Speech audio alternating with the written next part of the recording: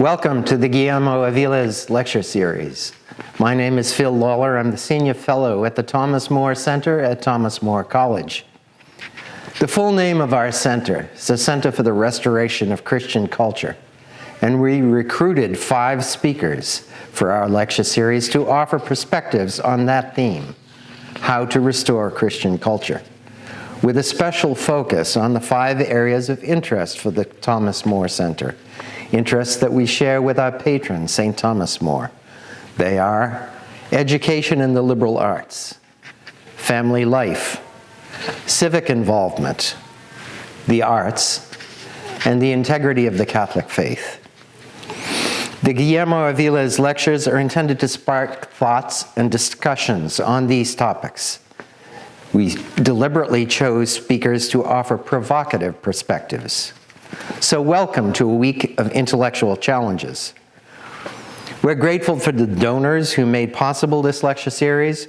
We're grateful too to you for taking part in our discussions. If this is your first encounter with the Thomas More Center, I invite you to explore our website and learn more about our offerings, and particularly add your name to the mailing list to receive notice of other public events and our other offerings. Tonight, I'm happy to introduce James Matthew Wilson, a professor of humanities at Villanova and the founding director of the new Master of Fine Arts program in creative writing at the University of St. Thomas. He's the poet in residence for the Benedict XVI Institute for Sacred Music and Divine Liturgy, the poetry editor of Modern Age magazine, and the author of numerous works of poetry, most recently, The Strangeness of the Good. He's passionate about preserving the invaluable perspective that poetry in particular, and the arts in general, provide.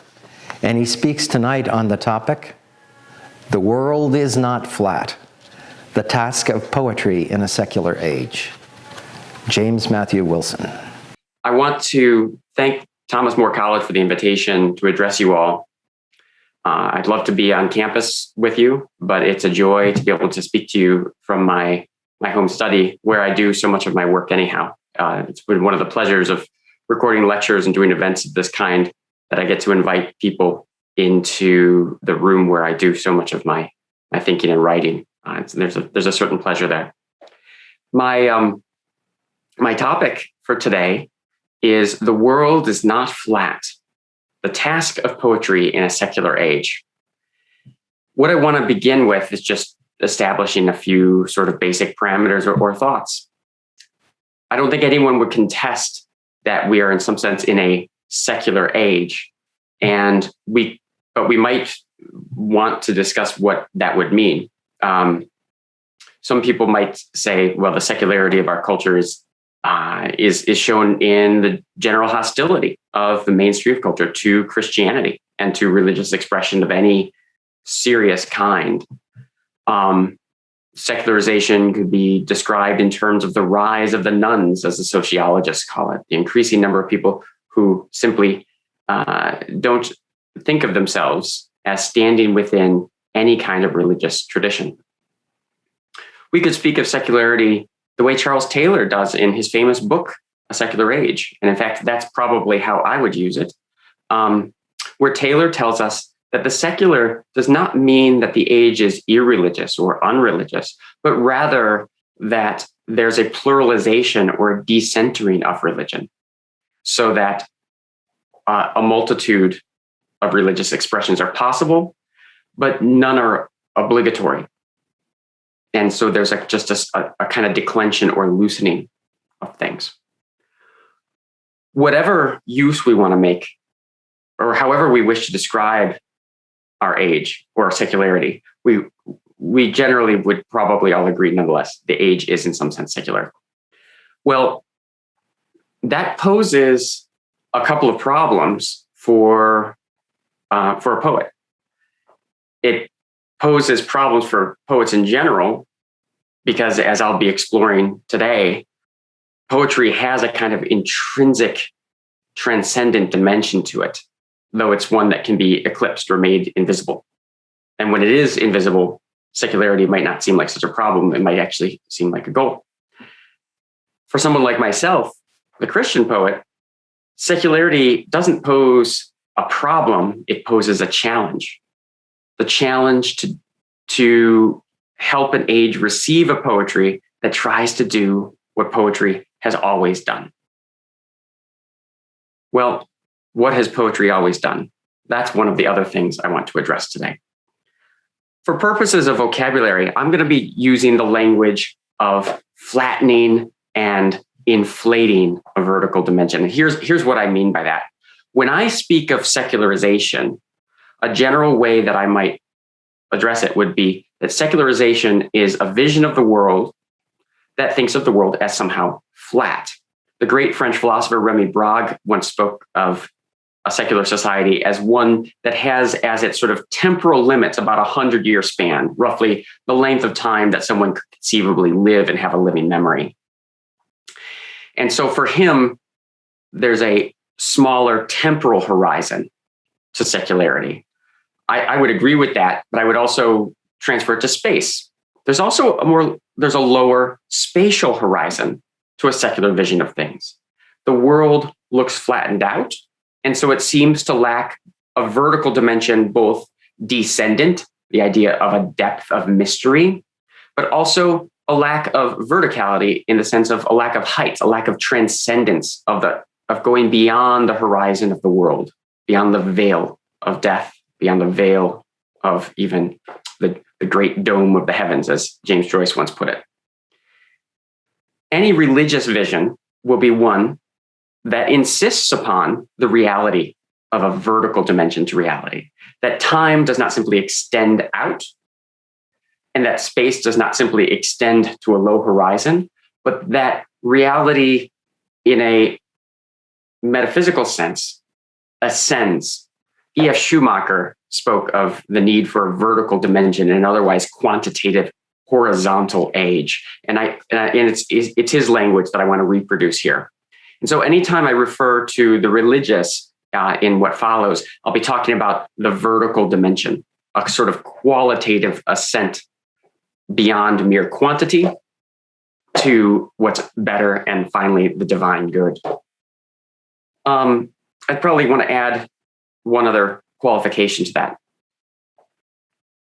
Anything that's vaguely called religious will have a vertical dimension to it. And a lot of my comments are going to stay at the general level of talking about the religious today.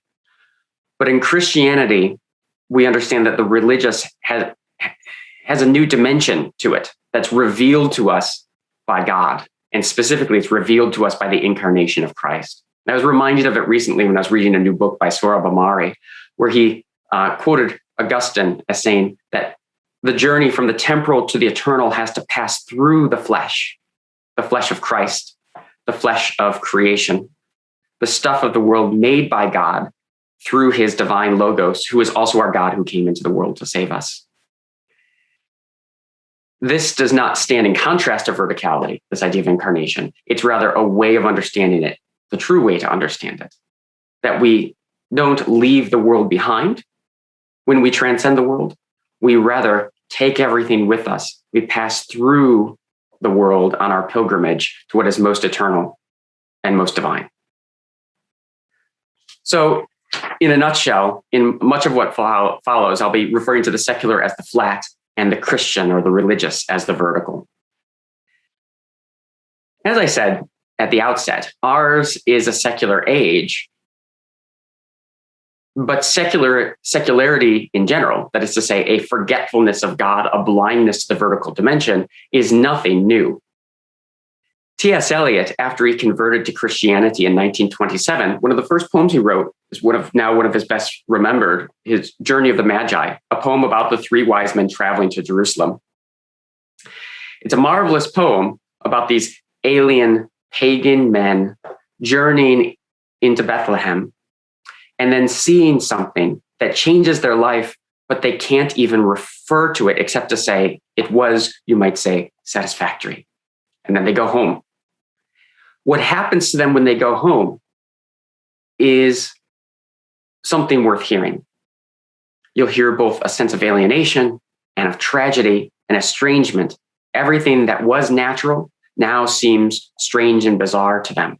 This is how the wise man puts it at the conclusion of the poem. We return to our places, these kingdoms, but no longer at ease here in the old dispensation with an alien people clutching their gods. I should be glad of another death. So says the Magi. Think of what he's describing here. He looks on the people who are pagan as he was pagan, and he sees them as strange, as going after strange gods, clutching their pagan idols.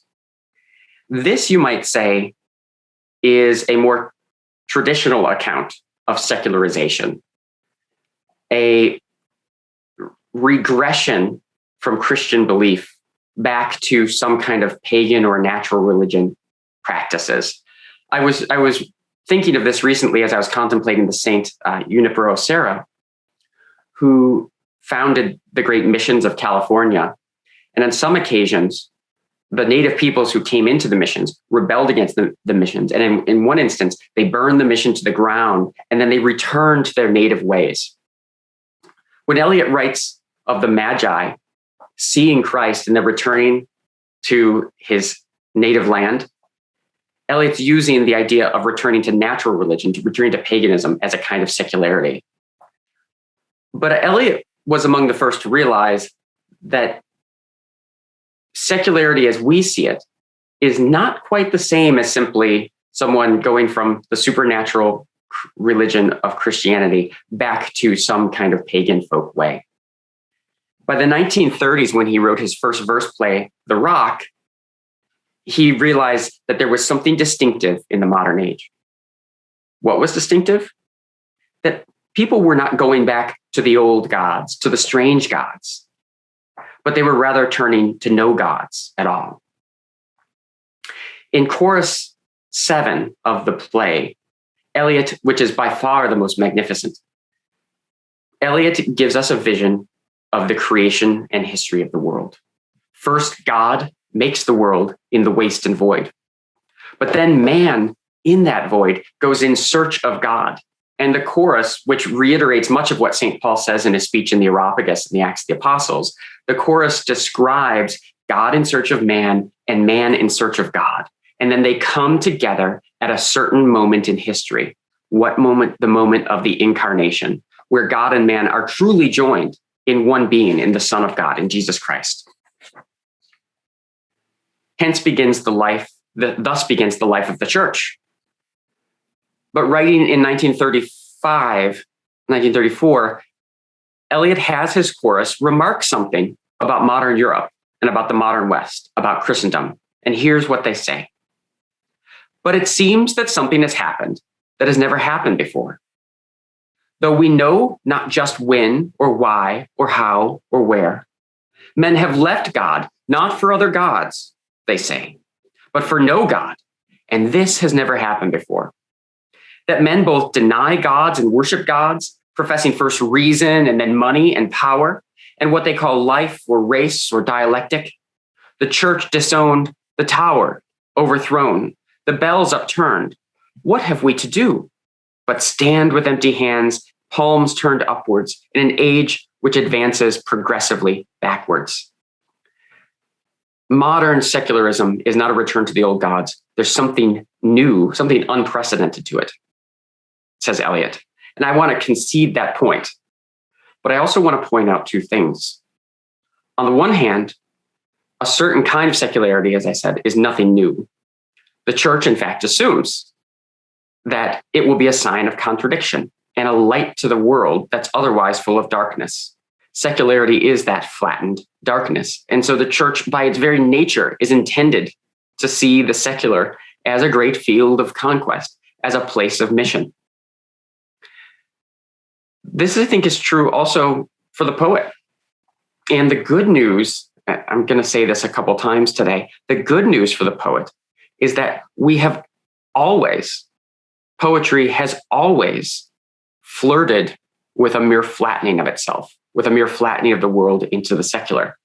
And poetry has always responded by reinflating what was flat, by restoring to the horizontal world its vertical dimension and reminding human beings through verse of the transcendent religious dimension that's proper to human life, that's proper to the world as a cosmos, and that's proper to the world as God's creation. There's a reason for that. And I think the best way to put it would be to state three premises that I'm going to be exploring in the time I have with you. The first one, and is the foundation of all, is that poetry is in fact primordially religious. That is to say, it originates out of religion and bears a religious quality, a vertical dimension intrinsically within itself.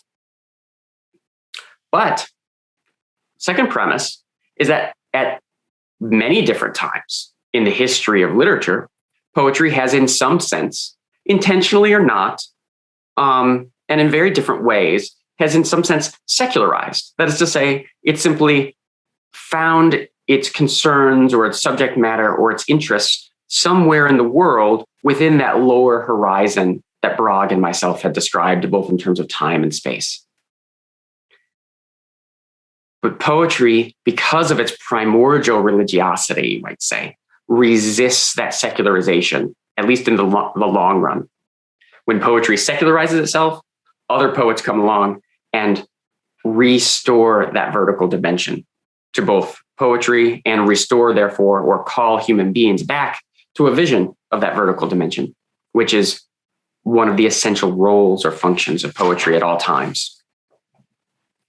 What does it mean to call poetry naturally or primordially religious? Well, I could give you a great list of examples that might help describe that, but I'm going to limit myself to four. First, in Homer and Hesiod, the first great poets of our tradition, their first readers, and even us today, view those poets as revealers of the deep things of the earth, the deep mysteries of things, but also of the heights of the pantheon. They are poets who are the great revealers of the mythological, and therefore communicate to men that human actions take place on the flat plane of the earth, but that those human actions are surrounded by both by what's deeper than the earth, but also by what transcends it. The reception that Homer and Hesiod have received both in ancient pagan culture and in Christian culture testifies that to our continuous experience that even when we don't believe in the gods of Homer, we sense that there is a theological or a religious or a vertical dimension to this work. When Plato, who's so famous for denigrating poetry in the Republic, when Plato actually has Socrates recite a poem in the Phaedrus, Socrates also states that poetry has an intrinsic vertical dimension. That's what it means for the poet to be inspired by the muses. And no poet can be great, says Socrates in the Phaedrus. No poet can be great who has not first been inspired by the heavenly muses. When he's talking about this kind of inspiration, this kind of divine madness, he makes poets to stand side by side by lovers and philosophers, but also with prophets and performers of penitential religious rites. All of these are inspired activities, says Socrates, and the poet is right in the thick of it.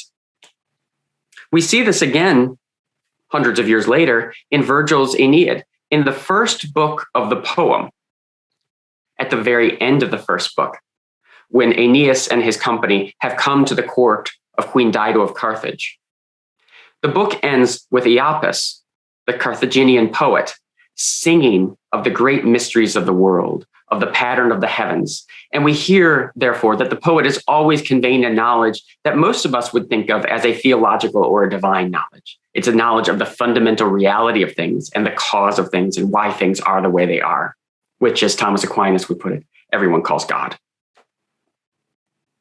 These are all ancient examples, but this tradition just never goes away. It's truly too primordial and natural to be fully eclipsed at any time. And I'm just going to give you one modern example, relatively modern, and that is George Putnam's book, The Art of English Poesy, which is one of the first important books of literary criticism in the English language and in the Renaissance tradition. Putnam says that poets are the first agents in history to bring things to order and to measure. And therefore, Putnam does not hold back. He is full of enthusiasm for what poets are. They're the first priests, they're the first lawyers and lawmakers. The poets are the source of every kind of order. And so therefore, poets are kind of the prototypical religious figure in the ancient sense. They're the ones who bring the world of man to order so that it may be bound to the order of the gods. If poetry has this primordial religiosity to it, its primordial vertical dimension, that's not to say that this is always front and center in poetry. In fact, it's something that's often forgotten or set aside. And I want to give you a few examples of where poetry has been secularized in the past, and then how it's been sort of called back to its vertical dimension and to its original vocation to the religious. A first example, in the Middle Ages, the romances and the lyric poems of the troubadours are, in one sense at least, a consummate kind of secularity. I'm just going to use the troubadours as an example. The troubadours wrote love poems for women who were already married and therefore unattainable. And so there's what you might call a kind of vertical dimension to the troubadour lyric. There's the troubadour standing out in the courtyard beneath the lamplit window of his beloved, and he looks up at her, or up toward the direction of her room anyhow, and sings his poem, but he knows he will never rise up there. This constitutes a certain kind of secularity because what it envisions is that the great drama of life is what we might call romantic love, a very imminent kind of eros that's sexual, and that it would find its fulfillment in union with the beloved. And finally, that love, because it can never be answered, is in fact disintegrative. It destroys the lover, which we all know is kind of true, because when we fall in love, we become sweaty and nervous and awkward. And that is a kind of feeling of disintegration, where we feel like we're losing control of ourselves. We've got to pull ourselves together if we're going to get through such an experience. Well, Denis de Rougemont in Love in the Western World thinks of the troubadours as actually revelers in a kind of Gnostic, erotic, religious mysticism. Most people dismiss that claim, and I think rightly so. But he's on to something. There is a kind of mystery to sexual or romantic love in the troubadours that seems to be making an absolute claim on us, the way a rigid secularity also makes an absolute claim on us and says, this is the totality of reality. Well, Dante Alighieri was born into the end of the age of the troubadours, and he looked at this sort of secular eros and the disintegrative quality of love as the troubadours described it. And he said, something is not quite right here. And so in his first important book, the Vita Nuova, where he writes of his first encounter with Beatrice Portinari, he works his way through that vision of love that the troubadours had given, had sort of bequested to him. And he says, this isn't right. In fact, he says, love is a kind of philosophy, and love is something to be understood philosophically. And the moment that he makes that realization, love ceases to be disintegrative and it becomes unitive. The vision of Beatrice becomes a source of new life, of restored life, and of transformed life for him. But that's not all the Vita Nuova tells us. It also becomes a path to philosophy.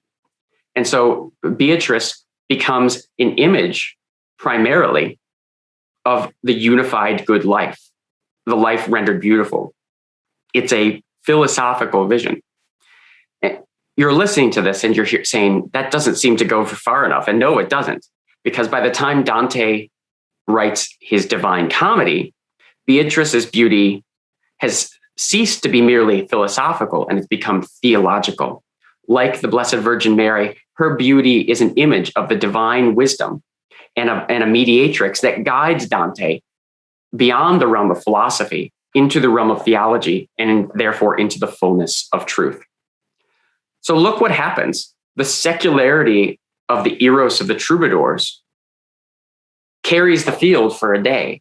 But then someone named Dante comes along and says, this is not good enough. We need to restore to this horizontal vision of eros, the true vertical dimension that leads the soul through philosophy and theology up to the very throne of God. And that's what happens in the Divine Comedy. The thing is, Dante was almost a little too good at what he was doing. As Erich Auerbach has noted, Dante is arguably not the poet of Christendom, but the poet of the secular world. In one sense, Auerbach is wrong, but in two senses, I think he's right. He's wrong in this sense. It's very clear that Dante did something that had not really been done before. He brought the Christian drama and the Christian revelation into the heart of poetry and established it firmly there in a way that displaces the more mysterious and cultic kind of theology that we would find in Homer and Hesiod. Christianity, therefore, becomes the kind of permanent bulwark of the vertical dimension in poetry, and it can't be properly set aside. And yet, Dante's literature is so interesting. He makes the world so interesting with his characters that, Auerbach argues, in some sense, Dante is a secular poet because we become interested in the characters for their own sake and not necessarily for the sake of the divine revelation that they image forth in Dante's poem.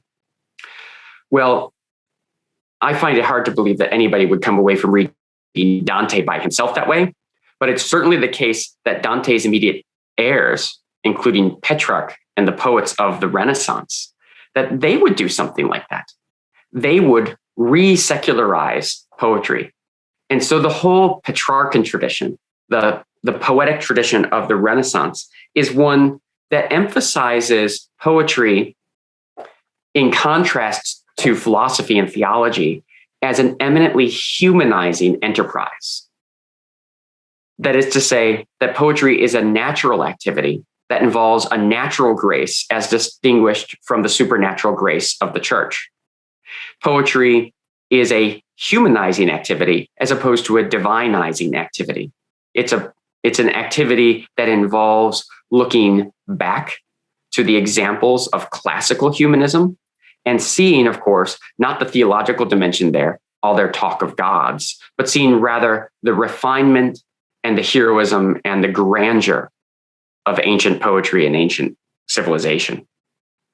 And is this not what the Renaissance does essentially? Is it not why the Renaissance is called the Renaissance? It's a rebirth of a certain vision of pagan antiquity where you leave the pagan part out, the religious part out altogether, and capture or recapture just the humanistic dimension of it. In a manner of speaking, then, the great lights for the Renaissance are, yes, Homer and to a lesser, Virgil and to a lesser extent Homer, but really the great lights would be Seneca with his tragedies and Horace with his finely classical, humane lyricism. The great exemplars of this in the Renaissance would be Sir Philip Sidney and Ben Jonson. Sidney secularizes poetry by saying that the muse is not some woman up in heaven, or like Beatrice, a woman who figures forth the heavens, but rather Stella, an actual woman on the earth who, yes, her name is Star, so she has this sort of lingering literary association with the heavens, but it's really just that. It's just literary. For Sidney, the muse is just the inspiration of a beautiful living woman in the world. And so he brings love poetry back to its kind of secularized eros that's in some ways analogous to what we find in the troubadours. In Ben Jonson, the concern is not so much with secularizing the muse. Ben Jonson has his Christian devotional poems that are quite beautiful, quite powerful, though they're also very few. What's at the center of Johnson's concern in his poetry is to make modern English, early modern English, a correct language. That is to say, to make it adequate to its Latin antecedents. So in Johnson's poem, A Fit of Rhyme Against Rhyme, he complains about the presence of rhyme in English, even as he is rhyming. Why does he complain about rhyme? Because as a modern English poet, he looks back on his Latin and Greek masters and sees that they did not rhyme. They didn't write poetry in rhyme. They just wrote into quantitative meter. And he feels doubt that English poetry can ever be as good as Horace, as good as the classical exemplars, because it has this seemingly crude quality of rhyme added to it. Well, so there's an insecurity where we see that Johnson sees his purpose as a poet to just live up to the example of Horace. People who know Johnson's plays nowadays know his farces or satires, Volpone, etc. But the dramatic poem that set Johnson apart in his day was his tragedy, Sejanus.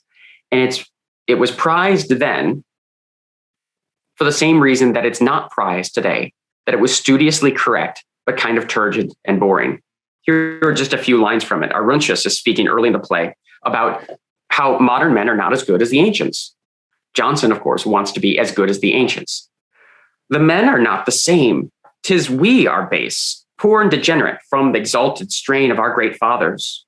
Where is now the soul of godlike Cato, he that durst be good, when Caesar durst be evil, and had power as not to live his slave, to die his master? What we see is that Johnson wants to be as good as the classics in a very humanistic sense, not in the religious vertical sense, but in the flat sense of being correct, being refined, being well ordered. Once again, this tendency to secularize does not last. In the age of Sidney and the younger Johnson, comes into England in exile. Robert Southwell, the Jesuit priest, poet, and eventually martyr and saint. Southwell came into England on a secret mission, as so many Jesuits did, to serve the spiritual needs of those English Catholics who had remained faithful to the church, and also to bring about the return of England as a whole to the church.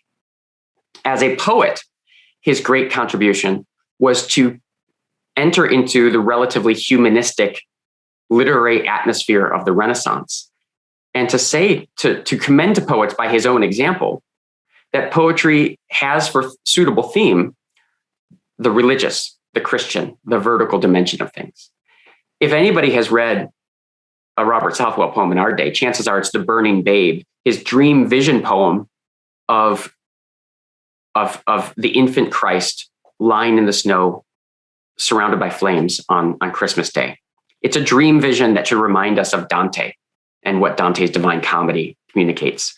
But I think the best example from Southwell is that suggests the distinctive contribution his poetry has to make, pushing back against a kind of classical secular humanism, is his poem Look Home, where he considers the human soul, the human mind, and shows to us that not only is the mind the greatest part of the human person, but it's an image of God himself. And therefore, merely by thinking about ourselves, merely by trying to understand ourselves, we can't help but go beyond ourselves and transcend ourselves and enter into the contemplation of God. So he approves Renaissance humanism, but he shows that it has capacities or potentialities that have been rendered invisible by the concern with correctness. Southwell, in a sense, carries the day, because who are the great poets of the 17th century? But Johnson's contemporary, John Donne, who wrote many poems of profane love, but whose best known poems are those of sacred love, his great divine poems. And then also George Herbert, who's called the divine poet because he never wrote a poem that wasn't inspired by his religious devotion. In the age that follows, however, a quest for the correct or the secular reasserts itself in the neoclassical or Augustan school of poetry that begins most eminently with John Dryden and continues into Alexander Pope. Dryden looked at Johnson and he says, and he approves Johnson's goal to be equal to the Latin classics. But then he faults Johnson because Johnson's language, his poetic language, was full of grammatical errors. For Dryden, a smooth and correct verse and diction was absolutely essential, and indeed was the great task of poetry. Our thoughts are better dressed than theirs were, says Dryden, looking back to Shakespeare and Johnson in the Renaissance. Well, once again, Dryden's neoclassicism, his desire to put a kind of leveled humanism at the center of poetry, lasts but cannot last forever. At the end of the 18th, the turn of the 19th century, the Romantics reassert the essential religious dimension of poetry.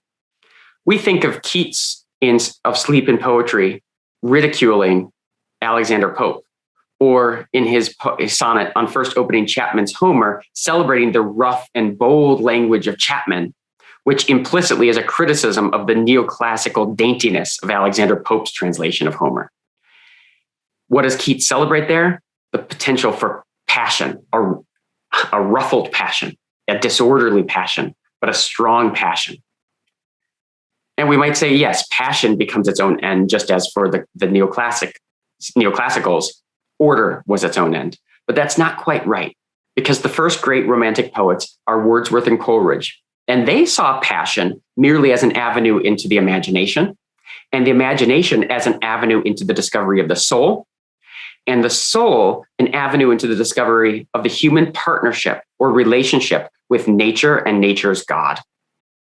And so the Romantics primarily viewed themselves as the great restorers to poetry of the vertical dimension. They want the soul to rise up above material conditions and discover its destiny to at least know the eternal. Now, one can't help but note that the religion of the Romantics is a truncated and an impoverished one. Coleridge himself, looking back on George Herbert's devotion, was confused at how a poet could be so minutely committed to the particulars of religion, whereas for the Romantic poet, religion consisted, I think his language consisted exclusively of generals, as in broad generalities. Do we have a soul? Is there a God? The big questions, as opposed to the more minute ones of Herbert, of the precise mode of worship and so on and so forth. So Coleridge recognizes that though he and the other Romantics are the great restorers of religion to poetry in the Romantic age, what they restore to poetry is impoverished in comparison with what Herbert knew before. And we might arguably say that Herbert's devotion and Donne's devotion is in some sense impoverished compared to what we find in Dante. Nonetheless, what I've given you are three instances where poetry was secularized. And the poet, recognizing his responsibility to poetry as primordially religious, responds to that secularization and tries to bring back, to reinflate the vertical dimension so that the full heights and depths of human experience and of the world and of God can be explored in poetry. In the 20th century, we see this happen yet again, except there's no secular moment before it. There's rather just disaffection with the Romantics. And what we see in poets like Ezra Pound and Wallace Stevens, neither of whom believed in God, and T.S. Eliot, who of course became the great Christian poet of the early 20th century, what we see in all three of them is a recognition that poetry, when it's doing what it's supposed to do, is in some sense religious. It involves the vertical dimension. As I said, Ezra Pound did not believe in the God of Jesus Christ. He was a vehement anti-Christian. But for him, poetry was an encounter, a fleeting glimpse of the pagan gods slipping around the edges of corners in our peripheral vision. For Wallace Stevens, the purpose of poetry was to invent a new God, a supreme fiction in which we could believe by the power of the imagination. And then, of course, in T.S. Eliot, we have a poet who wanted to think of poetry as having nothing intrinsically to do with religion. He wanted to think of poetry along the way, in ways similar to how Dryden and Johnson before him thought of poetry. But he couldn't help but feel the pull of the religious intrinsic to poetry. And so this great modern disillusioned poet in 1927 became a Christian. This sets the stage for the middle of the 20th century. And I would give you an example in the poetry of Philip Larkin. Larkin is primarily thought of as sort of, you might say, a mid-20th century neoclassical. What he's remembered most fondly for is his mastery of meter and rhyme in an age that had otherwise often rejected it. His refusal of the more pretentious romantic poetic claptrap that had come to pass during the modernist movement, where poets were writing surrealist manifestos, manifesto this, manifesto that. Larkin refused all that, and in fact, mocked it. He was one of the founders of the movement, which was a facetious group of poets who were just joking that they were part of not the surrealist movement or so on and so forth, but just the movement. So we might think of Larkin as a classical and a humanistic poet, and therefore a secular one. And in fact, we would be right to think of him that way on the whole. But in his poetry, you can feel the tug, the desire to restore a vertical dimension to the world and to poetry once more. And sometimes that tug is a little bit more than the tug. It's all but a complete renovation. Let me just give you one great example, his poem, Church Going. Larkin lived for a time as a librarian in Northern Ireland. And it seems to be the case that he would go out into the countryside and bicycle around. And so Church Going is a poem where he is out bicycling through the country and he comes upon a small country church. It must be a Sunday afternoon, so the services or the mass is over, and he lets himself inside. Here's how the poem begins. Once I am sure there's nothing going on, I step inside, letting the door thus shut. Another church, matting, seats and stone and little books, sprawlings of flowers, cut for Sunday, brownish now, some brass and stuff up at the holy end, the small, neat organ, and a tense, musty, unignorable silence, brewed God knows how long. Hatless, I take off my cycle clips in awkward reverence. The first few stanzas of the poem are full of awkward reverence, of Larkin, the secularized, religiously illiterate Englishman, looking up at the holy end, that is to say where the altar is, but he doesn't even have the word for altar. When he says God knows how long the flowers have been there, he doesn't really think there's a God who knows these things. He just means who knows. The whole poem plays, it sort of larks on Larkin's religious illiteracy. And yet, he finds himself time and again entering such spaces, such sacred spaces, and wondering what goes on here, and wondering what will happen when other people like him cease to believe. Will churches disappear? And there's a kind of utopian, dystopian fantasy that passes through the poem, where he envisions the church in ruins, but people for various superstitious reasons still coming to that plot of ground because they sense some kind of religious mystery. And it culminates in this final stanza.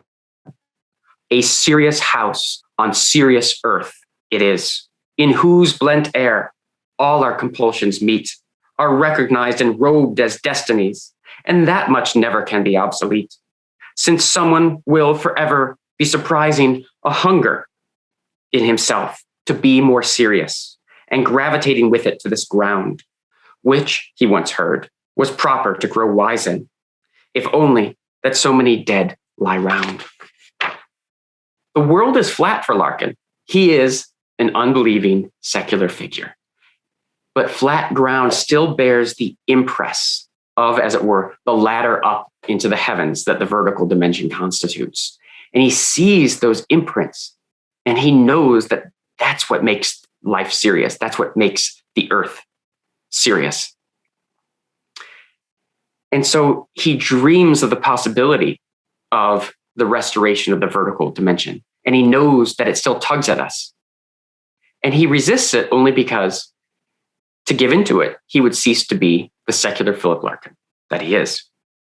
One of Larkin's contemporaries was Elizabeth Jennings.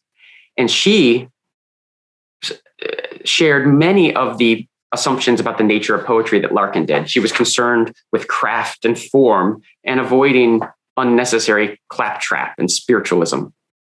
But she was also a sincere Catholic. And in many of her poems, we sense the way in which the orderliness of verse leads us not to bear down on the serious earth, but to climb up a serious mountain. Unto the Hills is a very short poem of hers that I'll share with you.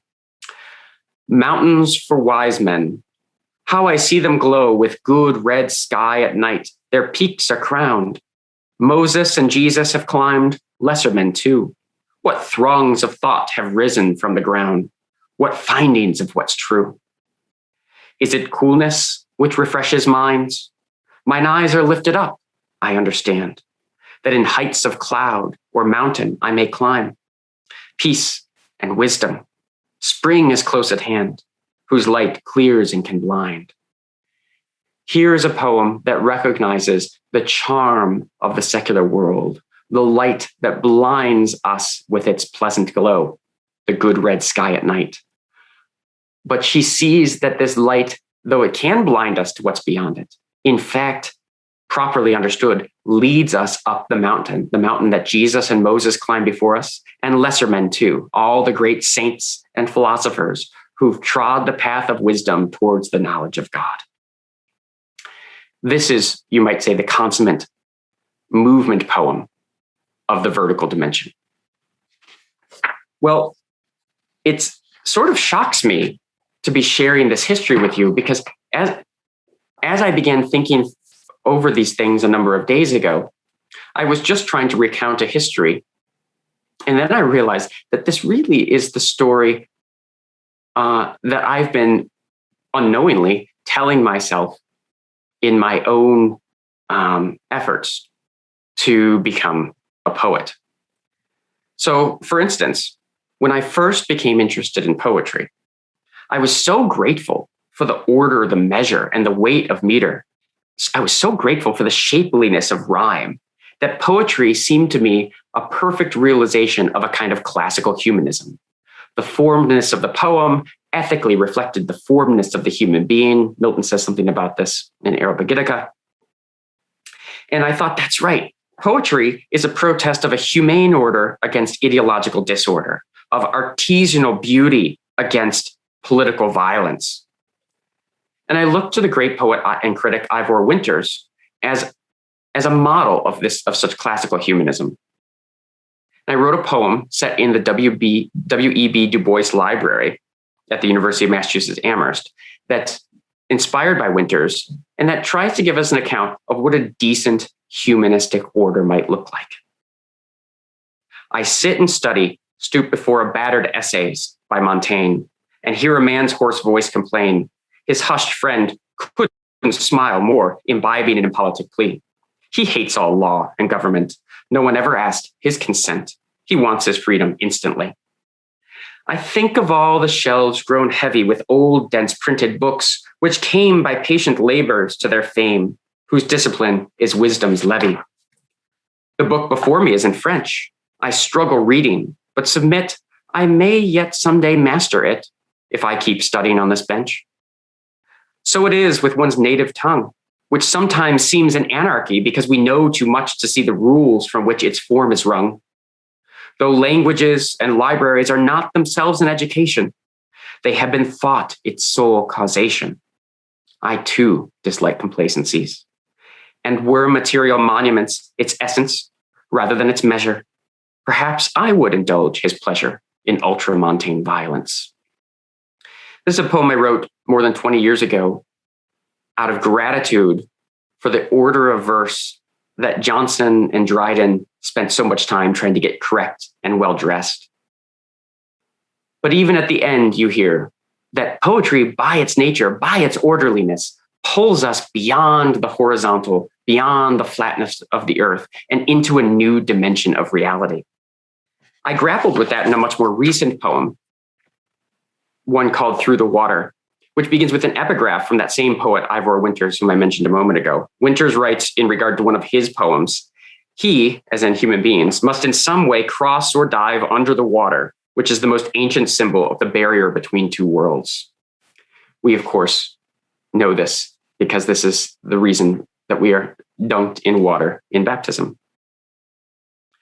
So through the water is, in a very real sense, a meditation on baptism, on this entering into the depths so that we may rise up beyond the horizon of the world. Far back within the mansion of our thought, we glimpse a lintel with a door that's shut, and through which all our lives would seem to lead, though we feel powerless to say towards what. It is the place where all the shapes we know give way to whispers and a gnawing gut. And so, in childhood, we will duck beneath the waterfall into a hidden cove. In summer, pass within a stand of pines cut off from those bright fields in which we rove, whose needles lay a softening bed of silence, and great boughs tightly weave a sacred grove.